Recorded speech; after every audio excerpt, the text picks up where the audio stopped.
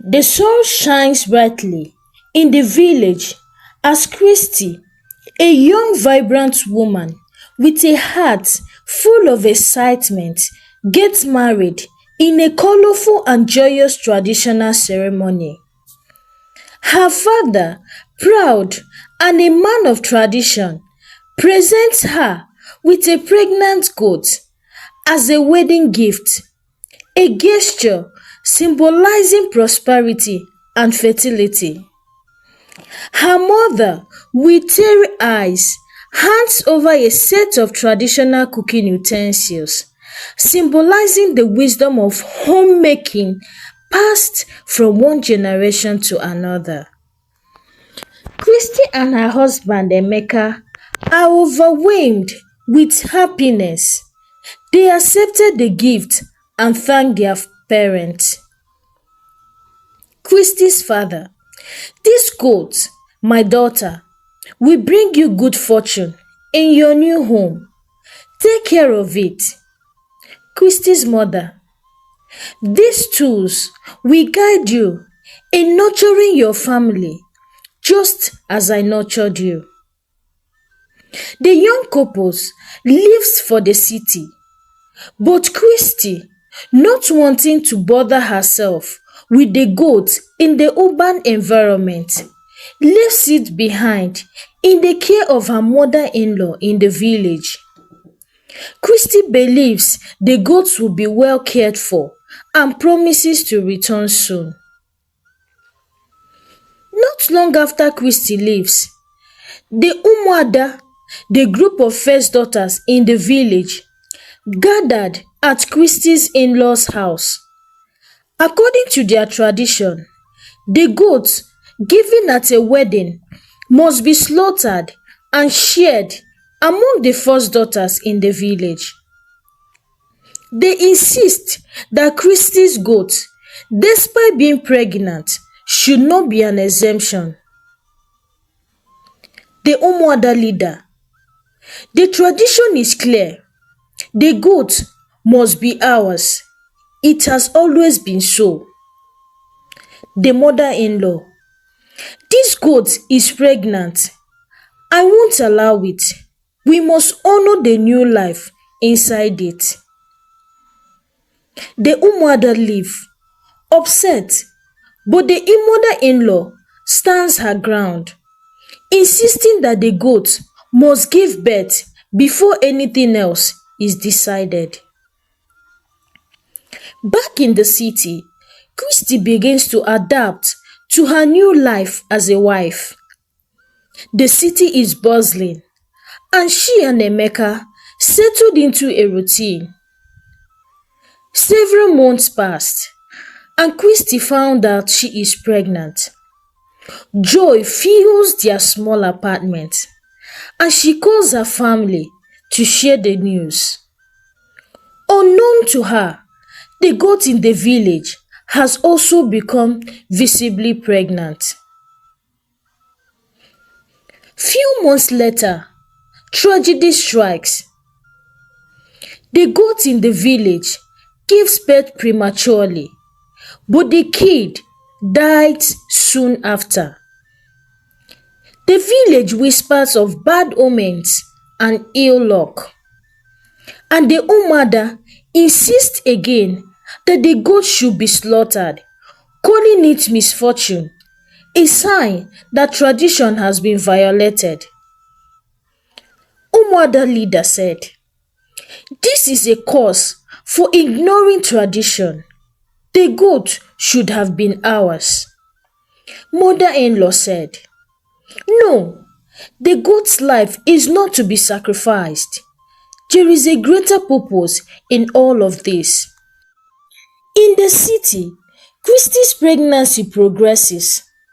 She becomes worried because her due date approaches without any sign of labor. At the same time, the goat in the village is pregnant again. But this time, the pregnancy is difficult. Christy begins to have strange dreams about the goat, sensing a deep connection between her faith and the animals. She shared her dreams with Emeka, who encourages her to pray. Months turn into weeks and weeks into days, but still, Christy has no contractions. Her anxiety grows. Meanwhile, in the village, the ghost struggles with labor for days without success. Rumors of a cursed connection between Christy and the goat spread in the village.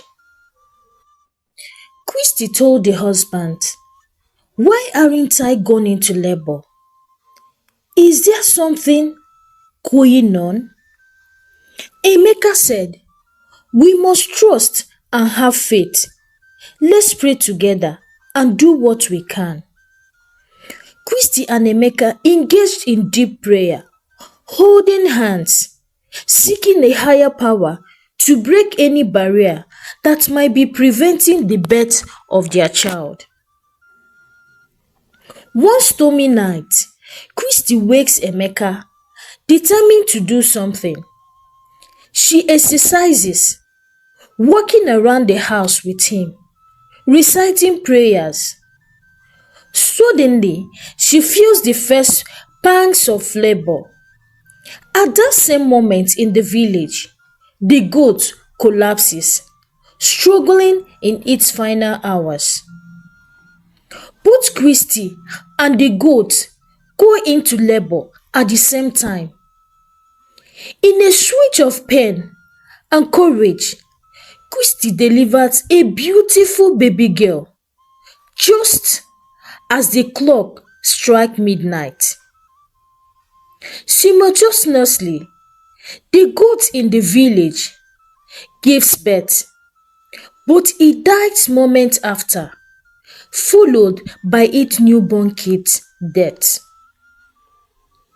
Emeka holds their healthy baby girl in his arms, tears streaming down his face, while the dawn breaks. In the village, Christy's mother-in-law, exhausted, sends word that the goat has died. The village falls silent as the Omada gathered one last time.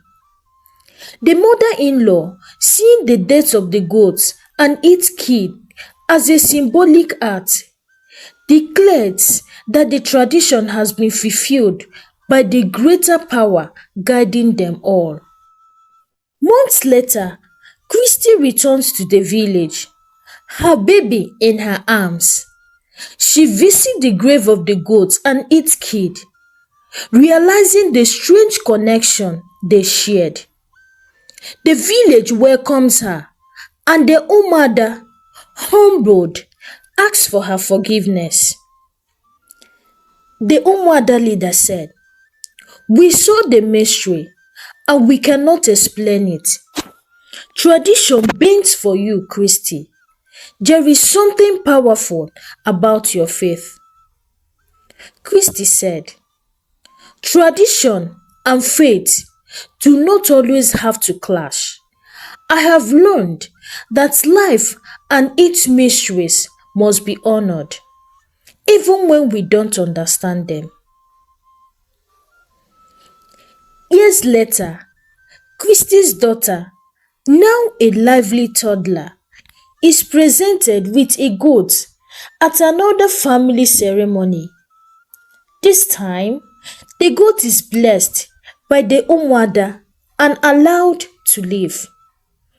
As a new tradition takes root, one that honors both the past and the mysterious ways of faith.